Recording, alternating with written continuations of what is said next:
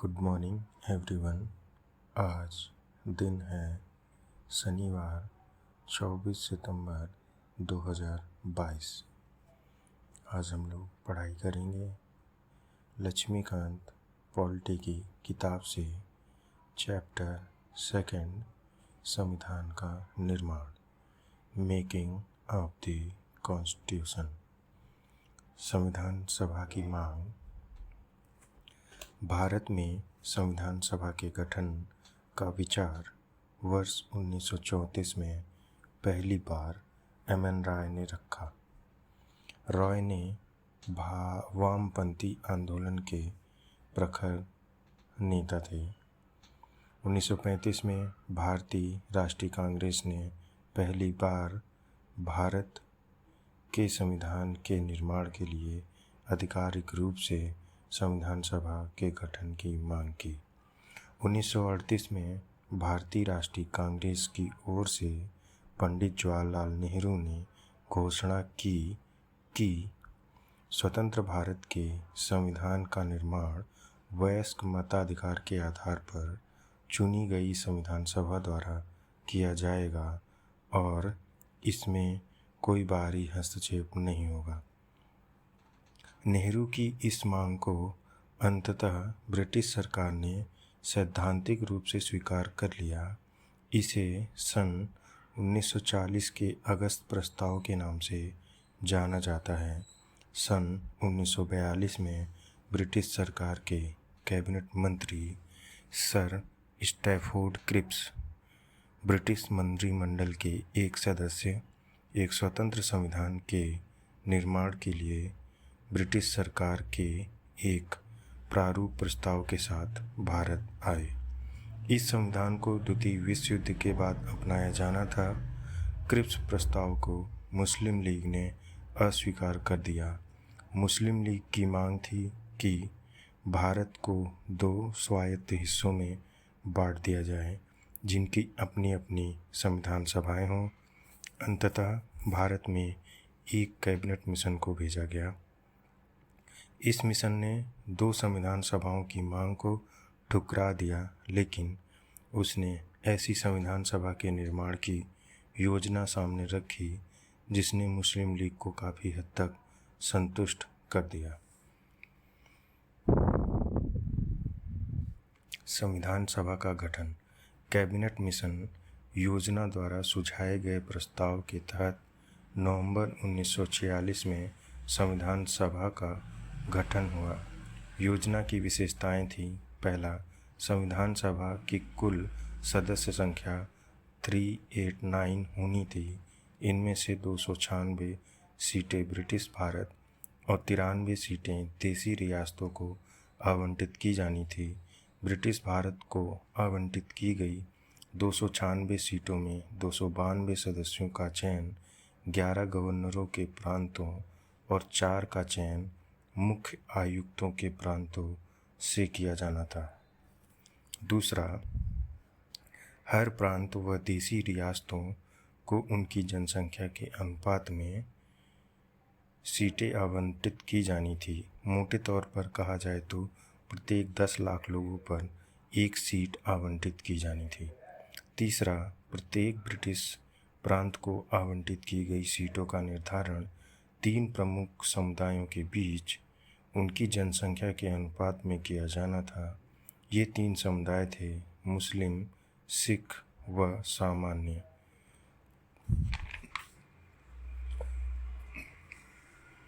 चौथा, प्रत्येक समुदाय के प्रतिनिधियों का चुनाव प्रांतीय असेंबली में उस समुदाय के सदस्यों द्वारा किया जाना था और एकल संक्रमणी मत के माध्यम से समानुपातिक प्रतिनिधित्व तरीके से मतदान किया जाना था।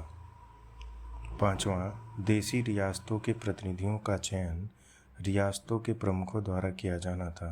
अतः यह स्पष्ट था कि संविधान सभा आंशिक रूप से चुनी हुई और आंशिक रूप से नामांकित निकाय थी। इसके अलावा सदस्यों का चयन अप्रत्यक्ष रूप से प्रांतीय व्यवस्थापिका के सदस्यों द्वारा किया जाना था, जिसका चुनाव एक सीमित मताधिकार के आधार पर किया गया था।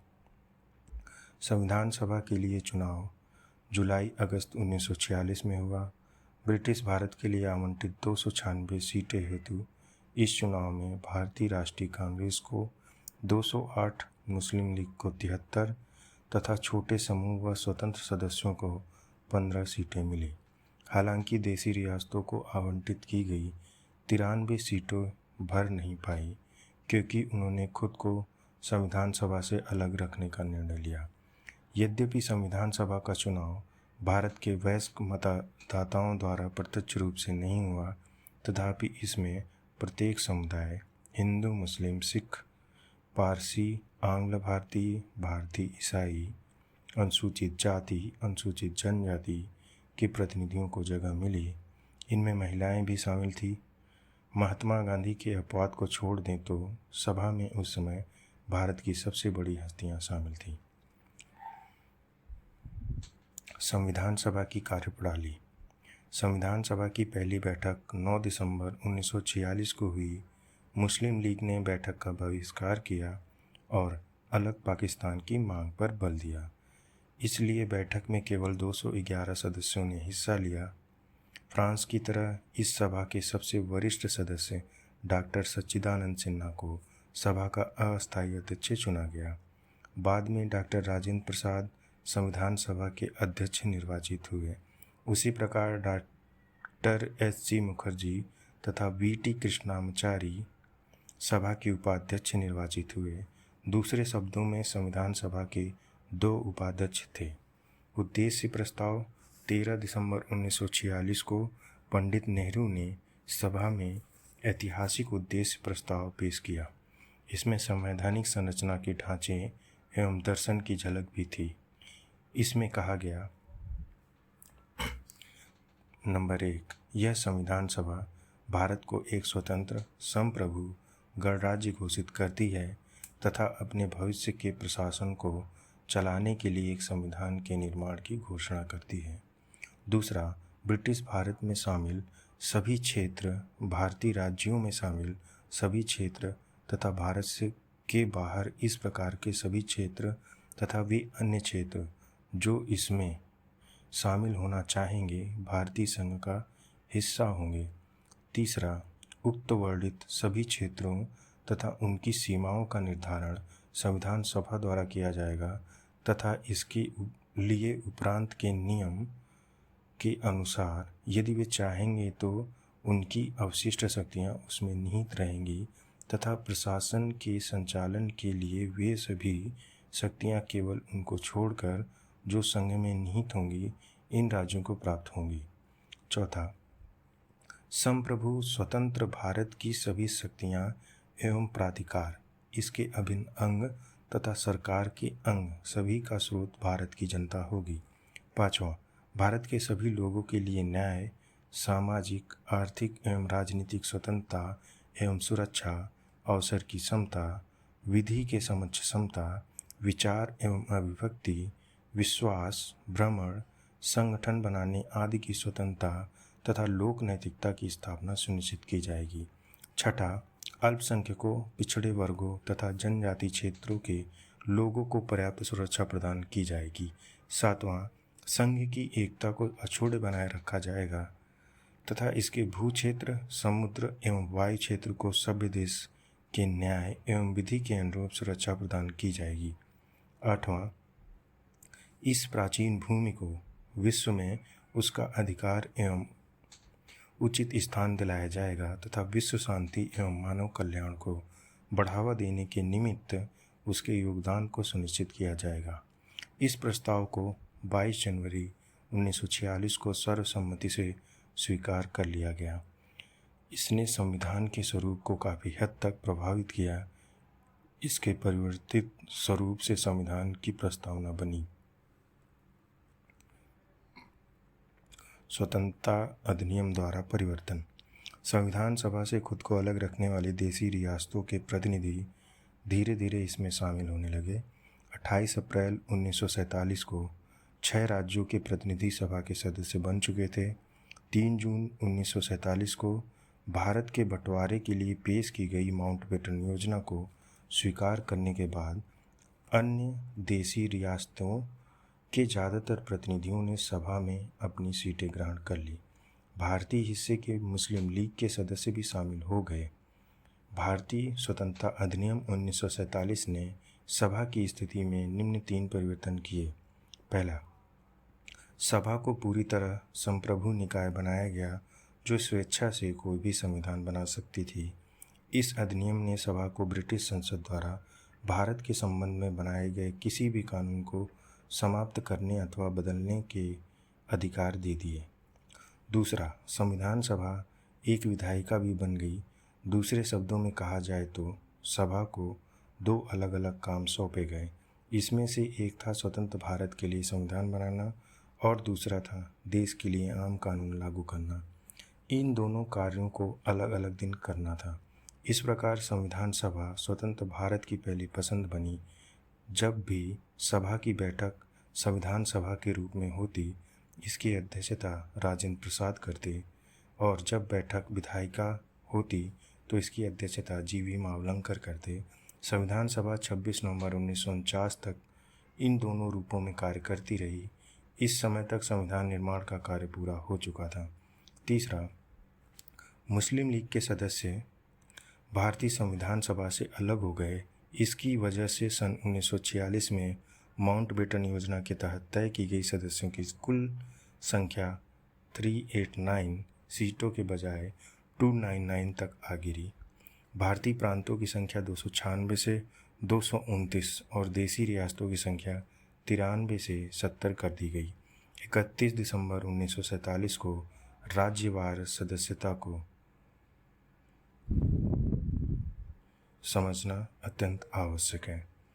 अन्य कार्य, संविधान के निर्माण और अन्य आम कानून को लागू करने के अलावा संविधान सभा ने और भी निम्न कार्य किए। पहला, इसने मई 1949 में राष्ट्रमंडल में भारत की सदस्यता का सत्यापन किया। इसने 22 जुलाई 1947 को राष्ट्रीय ध्वज को अपनाया। इसने 24 जुलाई 1950 को राष्ट्रगान को अपनाया। इसने 24 जनवरी 1950 को राष्ट्रीय गीत को अपनाया। इसने 24 जनवरी 1950 को डॉक्टर राजेंद्र प्रसाद को भारत के पहले राष्ट्रपति के रूप में चुना। 2 साल 11 महीने 18 दिन में संविधान सभा की कुल 11 बैठकें हुई। संविधान निर्माताओं ने लगभग 60 देशों के संविधानों का अवलोकन किया और उसके प्रारूप पर 114 दिनों तक विचार हुआ। संविधान के निर्माण पर कुल 64 लाख रुपए का खर्च आया। 24 जनवरी 1950 को संविधान सभा की अंतिम बैठक हुई।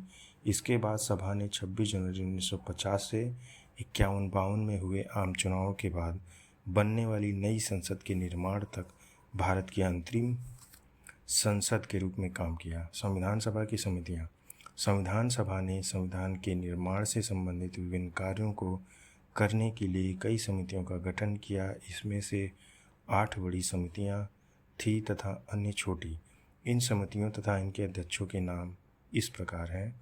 पहला, संघ शक्ति समिति जवाहरलाल नेहरू, संघीय संविधान समिति जवाहरलाल नेहरू, प्रांतीय संविधान समिति सरदार पटेल, प्रारूप समिति डॉक्टर BR अम्बेडकर, मौलिक अधिकारों, अल्पसंख्यकों एवं जनजातियों तथा बहिष्कृत क्षेत्रों के लिए सलाहकार समिति सरदार पटेल। इस समिति के अंतर्गत निम्नलिखित 5 उप समितियाँ थीं। पहला, मौलिक अधिकार उप समिति JB कृपलानी। दूसरा, अल्पसंख्यक उप समिति SC मुखर्जी। तीसरा, उत्तर पूर्व सीमांत जनजाति क्षेत्र असम को छोड़कर तथा आंशिक रूप से जोड़े गए क्षेत्रों के लिए उप समिति गोपीनाथ बरदोई। चौथा, छोड़े गए एवं आंशिक रूप से छोड़े गए क्षेत्रों के लिए उप समिति AV ठक्कर। पांचवा, उत्तर पश्चिम फ्रंटियर जनजाति क्षेत्र की उप समिति। छठा, प्रक्रिया नियम समिति डॉक्टर राजेंद्र प्रसाद। सातवां, राज्यों के लिए समिति जवाहरलाल नेहरू। आठवां, संचालन समिति डॉक्टर राजेंद्र प्रसाद। छोटी समितियां। पहला है वित्त एवं कर्मचारी समिति डॉक्टर राजेंद्र प्रसाद। प्रत्यायक समिति अलादी कृष्णा स्वामी अय्यर, सदन समिति बी पट्टाभी सीतारमैया, कार्य संचालन समिति डॉक्टर के.एम. मुंशी, राष्ट्र ध्वज संबंधी तदर्थ समिति डॉक्टर राजेंद्र प्रसाद, संविधान सभा के कार्यों के लिए समिति जी.वी. मावलंकर, सर्वोच्च न्यायालय के लिए तदर्थ समिति एस. वरदाचारी, मुख्य आयुक्तों के प्रांतों के लिए समिति पी पट्टाभी सीतारमैया, 9वां संघीय संविधान के वित्तीय प्रावधानों संबंधी समिति नलिनी रंजन सरकार, भाषाई प्रांत आयोग एस के डार, प्रारूप संविधान की जांच के लिए विशेष समिति जवाहरलाल नेहरू, प्रेस दीर्घा समिति उषा नाथ सेन, नागरिकता पर तदर्थ समिति एस. वरदाचारी। प्रारूप समिति संविधान सभा की सभी समितियों में सबसे ज़्यादा महत्वपूर्ण थी प्रारूप समिति। इसका गठन 29 अगस्त 1947 को हुआ। यह वह समिति थी जिसे नए संविधान की प्रारूप तैयार करने की जिम्मेदारी सौंपी गई। इसमें 7 सदस्य थे जिनके नाम इस प्रकार हैं। पहला, डॉक्टर B.R. अम्बेडकर, अध्यक्ष N. Gopalaswami Ayyangar, Alladi Krishnaswamy Iyer, doctor K M. Munshi, Syed Mohammad Saadulla, N. Madhava Rao, T.T. Krishnamachari. विभिन्न समितियों के प्रस्ताव पर विचार करने के बाद प्रारूप समिति ने भारत के संविधान का पहला प्रारूप तैयार किया। इसे फरवरी 1948 में प्रकाशित किया गया। भारत के लोगों को इस प्रारूप पर चर्चा करने और संशोधनों का प्रस्ताव देने के लिए 8 माह का समय दिया गया।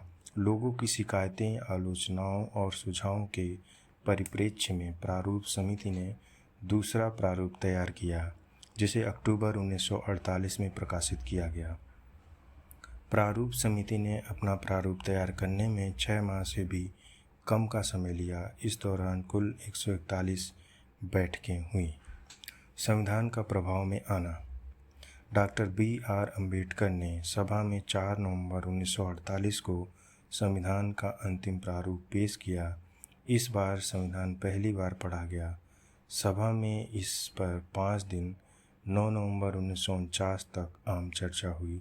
संविधान पर दूसरी बार 15 नवंबर 1948 से विचार होना शुरू हुआ। इसमें संविधान पर खंडवार विचार किया गया। यह कार्य 17 अक्टूबर 1949 तक चला। इस अवधि में कम से कम 7, 6, 5, 3 संशोधन प्रस्ताव आए, जिनमें से वास्तव में 2, 4, 7, 3 पर ही चर्चा हुई। संविधान पर तीसरी बार 14 नवंबर 1949 से विचार होना शुरू हुआ। Doctor B.R. अम्बेडकर ने the constitutional as settled by the assembly be passed प्रस्ताव पेश किया। संविधान के प्रारूप पर पेश इस प्रस्ताव को 26 नवंबर 1949 को पारित किया।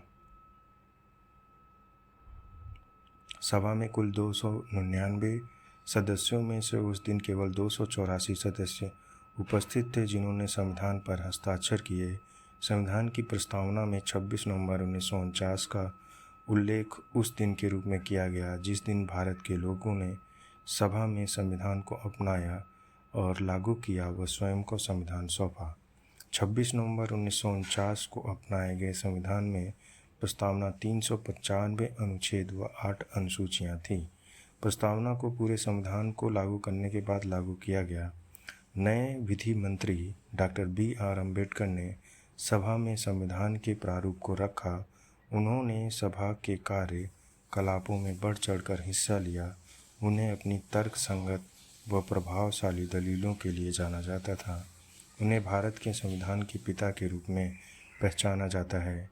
इस महान लेखक, संविधान विशेषज्ञ, अनुसूचित जातियों के निर्विवाद नेता और भारत के संविधान के प्रमुख शिल्पकार को आधुनिक मनु की संज्ञा दी जाती है। संविधान का प्रवर्तन। 26 नवंबर 1949 को नागरिकता, चुनाव, तदर्थ संसद, अस्थायी व परिवर्तनशील नियम तथा छोटे शीर्षकों से जुड़े कुछ प्रावधान अनुच्छेद 5, 6, 7, 8, 9, 60, 324, 366, 367, 369, 380, 388, 391, 392 और 393 स्वतः ही लागू हो गए। संविधान के शेष प्रावधान 26 जनवरी 1950 को लागू हुए। इस दिन को संविधान की शुरुआत के दिन के रूप में देखा जाता है और इसे गणतंत्र दिवस के रूप में मनाया जाता है। इस दिन को संविधान की शुरुआत के रूप में इसीलिए चुना गया क्योंकि इसका अपना ऐतिहासिक महत्व है।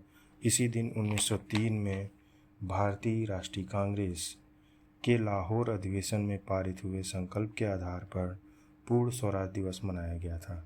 संविधान की शुरुआत के साथ ही भारतीय स्वतंत्रता अधिनियम 1947 और भारत शासन अधिनियम 1935 को समाप्त कर दिया गया। हालांकि abolition of privy council judiciary act 1949 लागू रहा। संविधान सभा की आलोचना। आलोचकों ने विभिन्न आधार पर संविधान सभा की आलोचना की। ये आधार हैं: पहला, यह प्रतिनिधि निकाय नहीं था। आलोचकों ने दलीलें दी कि संविधान सभा प्रतिनिधि सभा नहीं थी क्योंकि इसके सदस्यों का चुनाव भारत के लोगों द्वारा वयस्क मताधिकार के आधार पर नहीं हुआ था। दूसरा, संप्रभुता का अभाव। आलोचकों का कहना है कि संविधान सभा एक संप्रभु निकाय नहीं थी क्योंकि इसका निर्माण ब्रिटिश सरकार के प्रस्ताव के आधार पर हुआ। यह भी कहा जाता है कि संविधान सभा अपनी बैठक से पहले ब्रिटिश सरकार से इजाज़त लेती थी। तीसरा, समय की बर्बादी। आलोचकों के अनुसार संविधान सभा ने इसके निर्माण की ज़रूरत में कहीं ज़्यादा समय ले लिया। उन्होंने कहा कि अमेरिका के संविधान निर्माताओं ने मात्र 4 माह में अपना कार्य को पूरा कर लिया था। निराजुद्दीन अहमद संविधान के सदस्य ने इसके लिए अपनी अवमानना दर्शाने के लिए प्रारूप समिति हेतु एक नया नाम गढ़ा। उन्होंने इसे अपवन समिति कहा। चौथा, कांग्रेस का प्रभुत्व। आलोचकों का आरोप है कि संविधान सभा में कांग्रेसियों का प्रभुत्व था। ब्रिटेन के संविधान विशेषज्ञ ग्रेनवेल ऑस्टिन ने टिप्पणी की, संविधान सभा एक दलीय देश का एक दलीय निकाय है, साथ ही कांग्रेस है और कांग्रेस ही भारत है। पांचवा, वकीलों और राजनीतिज्ञों का प्रभुत्व। यह भी कहा जाता है कि संविधान सभा में वकीलों और नेताओं का बोलबाला था। उन्होंने कहा कि समाज के अन्य वर्गों को पर्याप्त प्रतिनिधित्व नहीं मिला। उनके अनुसार संविधान के आकार एवं जटिल भाषा के पीछे भी यही कारण है। छठा, हिंदुओं का प्रभाव। कुछ आलोचकों के अनुसार संविधान सभा में हिंदुओं का वर्चस्व था। लॉर्ड विस्काउंट ने इस निकाय को हिंदुओं का निकाय कहा। इस प्रकार विंस्टन चर्चिल ने टिप्पणी की कि संविधान सभा ने भारत के केवल एक बड़े समुदाय का प्रतिनिधित्व किया। आवश्यक तथ्य हैं: संविधान सभा द्वारा हाथी को प्रतीक के रूप में अपनाया गया। Sir B.N. राव को संविधान सभा के लिए संवैधानिक सलाहकार के रूप में नियुक्त किया गया था। H.V.R. अयंगर को संविधान सभा का सचिव नियुक्त किया गया था। L.H. मुखर्जी को संविधान सभा का मुख्य प्रारूपकार नियुक्त किया गया। प्रेम बिहारी नारायण रायजादा भारतीय संविधान के प्रमुख सुलेखक थे। मूल संविधान का प्रवाह में शैली में उसके द्वारा हस्तलिखित किया गया था। मूल संस्करण का सौंदर्यीकरण और सजावट शांति निकेतन के कलाकारों ने किया, जिसमें नंदलाल बोस और विभुहर राम मनोहर सिन्हा शामिल थे। मूल प्रस्तावना को प्रेम बिहारी नारायण रायजादा द्वारा हस्तलिखित और विभुहर राम मनोहर सिन्हा द्वारा जो ज्यामितीय सौंदर्यीकरण और अलंकृत किया गया था। मूल संविधान के हिंदी संस्करण का सुलेखन बसंत कृष्ण वैद्य द्वारा किया गया था, जिसे नंदलाल बोस ने सुंदर ढंग से अलंकृत व ज्यामितीय किया गया। इसी के साथ हमारा लक्ष्मीकांत पॉलिटी से दूसरा चैप्टर कंप्लीट होता है। नेक्स्ट टाइम हम लोग थर्ड चैप्टर पढ़ेंगे, जिसका नाम है संविधान की प्रमुख विशेषताएं, salient features of the constitution. तब तक के लिए धन्यवाद।